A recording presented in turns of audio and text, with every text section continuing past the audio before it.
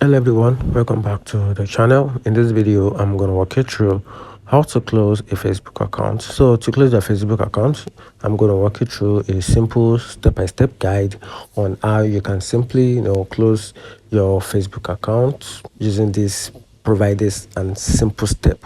So make sure you watch the video to the very end so you don't make any mistakes. So the first you have to do is to open Facebook.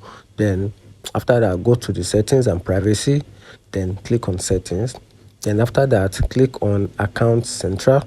If you are using the new layout, you just click on the account central, which is the meta account center. Then select personal details.